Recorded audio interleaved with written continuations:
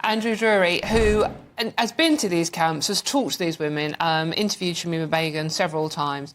Now, this is new numbers, and we're not used to these numbers, and it's a first ever interview with a lady called Wajda Rashid from Leeds, who is another jihadi bride. What do you make of this story, Andrew? Funny enough, I was woke up by your message this morning and I saw it in the paper. Ironically, it's a stolen story by me. I had that story roughly about 2 years ago, but Reprieve, the apologetic human rights group, prevented us from putting the story out on her brother. Oh. So Wajda's just another person in that camp alongside another 19 girls. And also I was listening to your guest there talking about Shamima Begum and the children. Let me tell you, what about I would say, what about the victims? Shamima Begum was most definitely Hizbah, which means she was part of the morality police. What rights have those victims got? We talk about her all the time, but never about the victims. I was in refugee camps talking to the victims. I don't think they'll feel so sorry as we or some of your guests might feel sorry for her. And let's talk about the kids. These kids are trained as the new generation of ISIS. When I went there, they were chucking rocks at us. So let's not feel so apologetic about them either.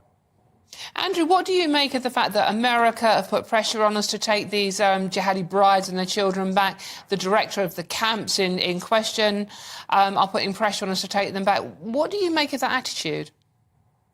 Well, the attitude for the Americans is normal American because they've got a girl there that they've also made stateless that they're refusing to take back.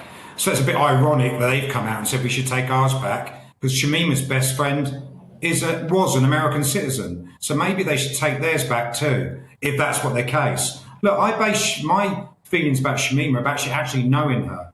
I'm probably one of the only people that does know her. And her character is not that nice. Let's be honest. I mean, why are we so keen to bring her back? For what reason? Why are we so due back? Oh, because she was once ours or whatever. She didn't want to be British. She gave up her passport by leaving this country. She never once tried to escape or get back. It's only now it's a bit hot there or a bit cold there. It's uncomfortable. She doesn't like it anymore. She wants to come back. Now, we have been told that, you know, if we knew what the security forces knew about some of these women, we wouldn't want them back.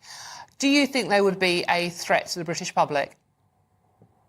Well, she's a threat for what she stood for. And let me know, we do know what she's done. We do know that she was Hizbah. There's enough evidence, enough witnesses about the sewing the suicide vest. And this is a woman, remember, that said the Manchester bombing was legitimate. Remember that? And before you're actually feeling sorry for her. I mean, that's my view anyway. No, exactly. And this other lady who left Leeds, she's 45 years old, Wajda Rashid. Did you meet her as well, am I right in thinking? Yeah, I've interviewed her. Right. I interviewed, she was introduced to me by Shamima. Right. Shamima found her an irritant, this woman. She said, look, can you speak to her? She irritates me. So Shamima's got no sympathy for anybody.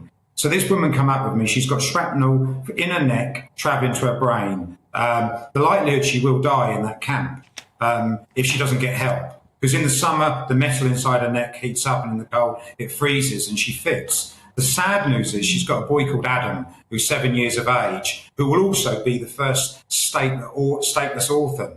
And now I do feel slightly sorry for him, but he also chucks rocks at the Western journalists. So a lot of work needs to be done on these kids. We've got to really be careful what we say, oh, we'll bring them back, bring them back. Think hard about that. OK. Andrew, and you've got, I understand, Danger Zone out on Amazon Prime at the moment, your new film? Yeah, get and watch it, everybody. It's another controversial thing. It's about people like myself. I started my journalist career is about going to, they would say, for holidays to war zones. But I was kind of a bit of an adventure tourist, so it follows my last 7 years of journey. Get on Amazon Prime and watch it. It's fantastic. I'm in it. I'm sure. Of course it's going to be marvellous. Andrew, thank you so much for joining us. Andrew, thank you, Drury. Thank you so much. Very much.